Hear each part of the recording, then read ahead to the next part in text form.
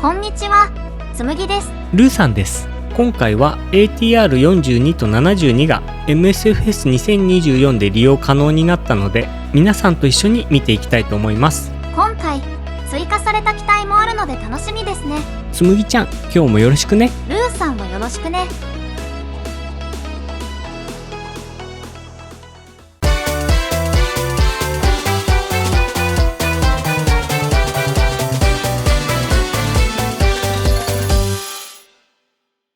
ということで、機体のバリエーションはこんな感じです。私の勘違いでなければ 42-600 と 72-600 に加えて、短距離の滑走路で離着陸が可能な S トール型の 42-600S とカーゴタイプの 72-600F が追加になっています。勘違いでなければって前からあったかどうか覚えていないんですか？ちょっと自信なかったので調べてきました。そしたら去年の10月にアップデートで追加されてたんだって。じゃあ2020では追加されてて、ルーさんが気づいていなかっただけなのね。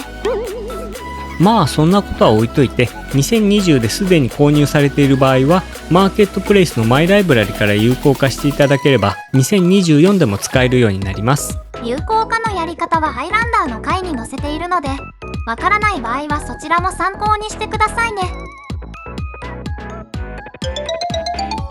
ということで 42-600S で佐渡空港にやってきました。トキエアさんが就航を目指している空港ですね。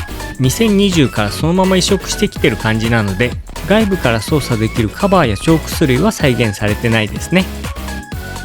キャビンはこんな感じです。こちらも2020と同じなんだと思うけど、なんかちょっと綺麗な気がする。気のせいじゃない。あとはこんな感じでコックピットの EFB からドアを開閉できます。そうしたらスラストマスターさんの TCA エクアドラントエアバスエディションの設定方法を解説しておきます。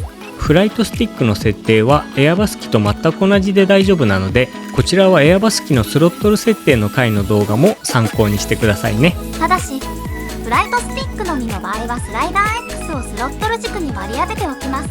ここに割り当ての一覧表を出してると思うので、必要に応じて一時停止にして参考にしてみてください。 TCA エクアドラントエアバスエディションは L アクシス X と前をそれぞれスロットル1軸と2軸に割り当てておきます。こちらも一覧表を出しておくので参考にしてみてください。コントローラーの設定が終わったら EFB からスロットルキャリブレーションを行います。オプションの中にあるスロットルセットアップを開きます。スロットルタイプはフライトスティックのみの場合はシングルアクシスを、スロットルコントローラーがある場合はデュアルアクシスを選択します。リバーサーアクシスは TCA クアドラントエアバスエディションを使用する場合は選択しておきます。フライトスティックのみの場合はチェックを外しておきましょう。あとはアイドル、ノッチ、ランプの位置を実際にスロットルを動かしてセットしていきます。下のトレランスのところでそれぞれの遊びを設定できます。設定が終わったら左下のバリデートをクリックして完了です。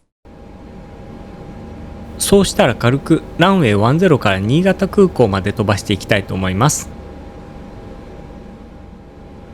滑走路閉鎖のマーキングがしてありますが、今日は気にせずこのまま離陸していきましょう。MFD のマップにルートが表示できないんだけど。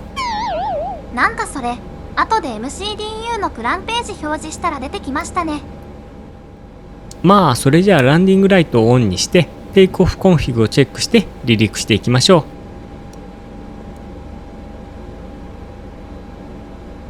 パーキングブレーキリリース。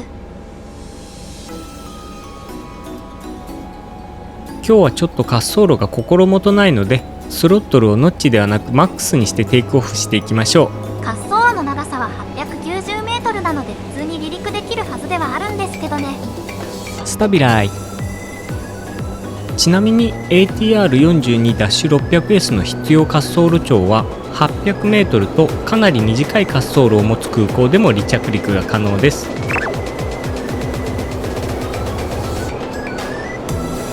なんか海に向かって少し傾斜していますね。海に向かって吸い込まれそうな感じがしてちょっと怖いね。あはは。今のところおかしチな挙動はなさそうですね。2020の時と同じような感じで操縦できますね。 V1。 あ、でも2020のリバリーを取り込むことはできませんでしたね。そこはアイランダーと違って無理でしたね。ポジティブギアラップ。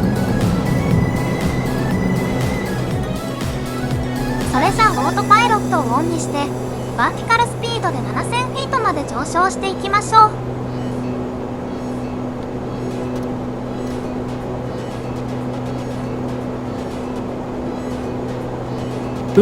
オートパイロットも問題なさそうですね。今日はこのままファイナルアプローチフィックスまでカットして最後に新潟空港に着陸して終わりたいと思います。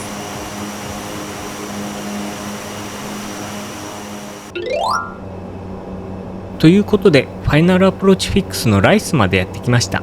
今日は ILS ヤンキーランウェイ28でアプローチしていきます。そうしたらソースを ILS1 に切り替えてアプローチをオンにしていきましょう。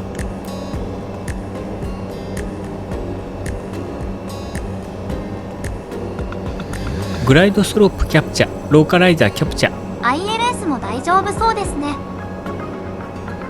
ちなみにこの機体購入時は2350円ととてもお手頃でした。おそらく今も価格は変わっていないと思いますが最新の価格はマーケットプレイスで確認してくださいね。ちなみにアビエーターエディションを購入された方は最初からまともに動く機体が提供されてたんですかね。どうなんでしょう。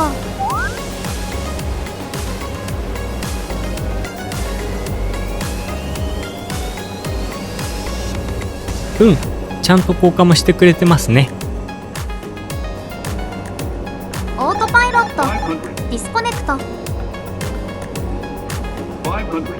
なんかルーさん時間進んでません？ノーズギア設置する前にリバースかけちゃったからここだけもう一度取り直したんだよ。もう何やってるんですか？でも2020の頃よりだいぶふわふわ感がなくなった気がします。コントロールしやすいですね。なるほど、アップデートで修正されてるんですかね。いつ見ても海の水面が綺麗ですよね。 MSFS2024 のこういうオブジェクトの表現力すごいですよね。ランディング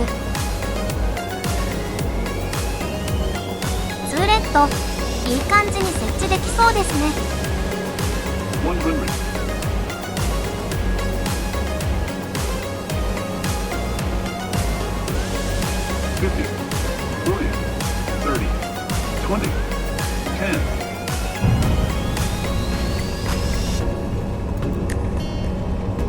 ということでリバースもちゃんと効きますよってことですね。なんだかな。